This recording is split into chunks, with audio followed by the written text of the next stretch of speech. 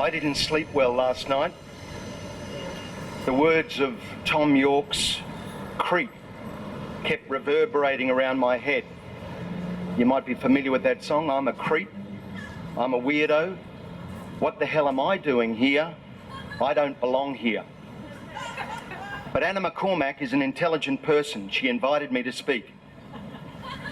I sent her a copy of the title of my address, and I worked on it for weeks. However, when I rose this morning, I tore it up and started again. So please don't trust me. I'm a fallible, fragile human being. My main goal today is to avoid virtue signalling, avoid sounding woke. I don't have the solution, but I want to be part of a solution. So today I want to talk to you about who I work with. My work is with men who are violent, abusive, coercively controlling, and intimidating to women. They minimise, they manipulate, they marginalise her. They threaten her, they taunt her, they terrorise her.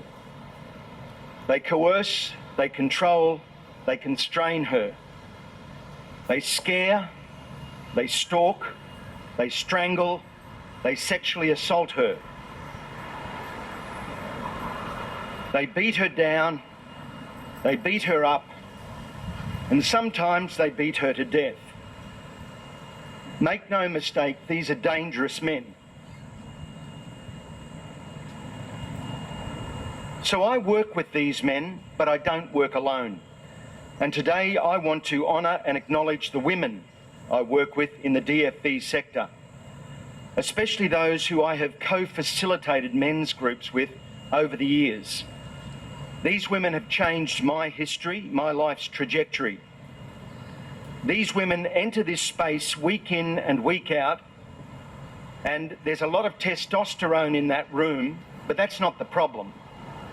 The problem is the wave after wave of misogyny. And these women facilitators deal with that respectfully, relentlessly, responsibly, with resourcefulness and resilience. That is courage.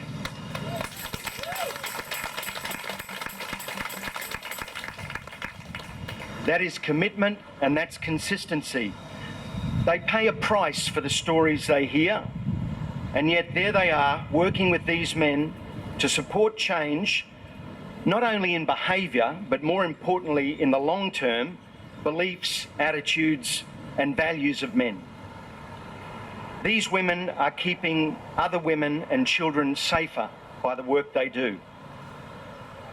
I'm not sure if anyone saw that powerful image in the media this morning of that woman, that nun in Myanmar, who stood in front of the police who were beating up and shooting protesters. Did anyone see that?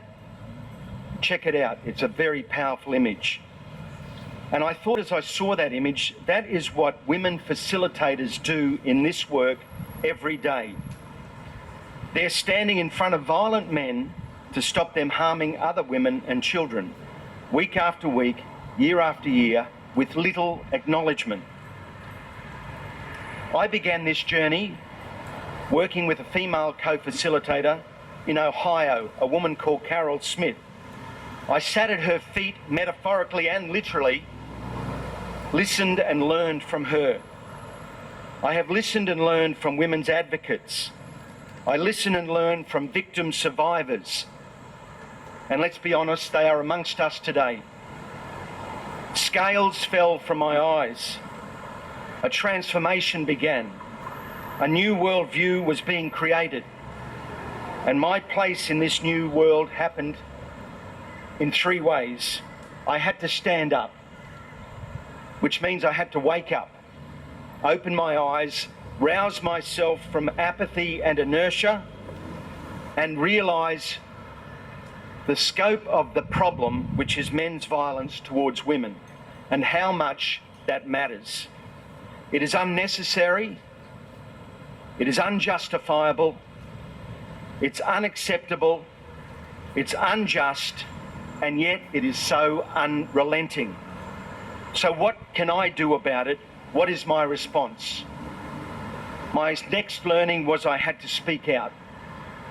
I had to find my voice.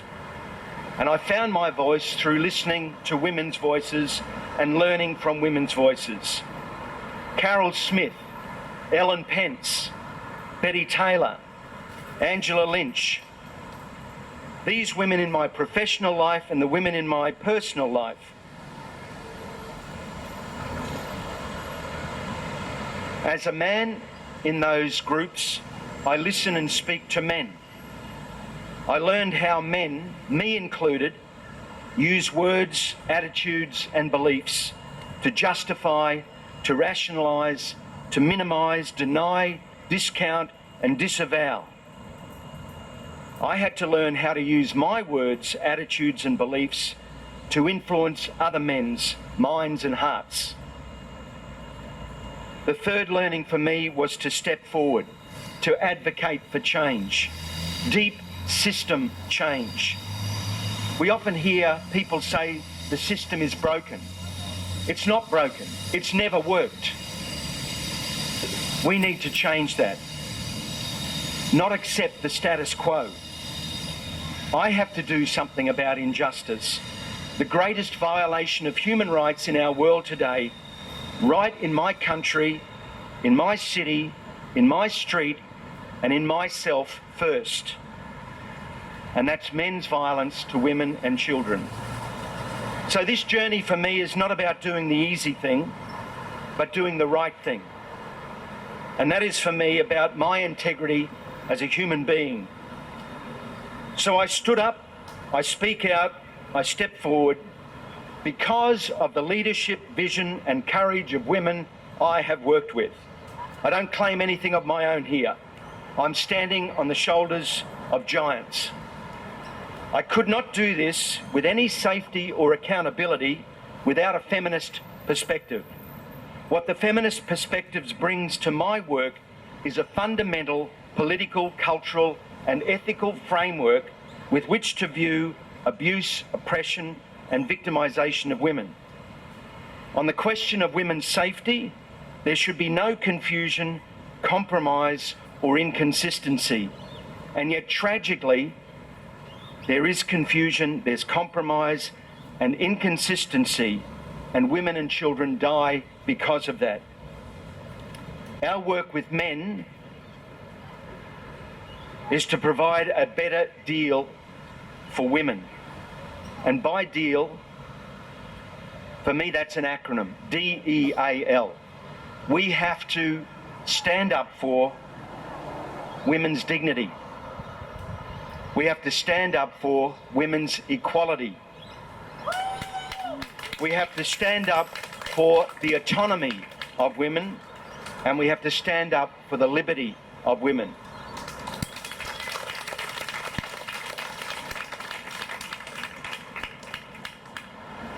St. Augustine, 4th century, said that hope has two beautiful daughters, anger and courage.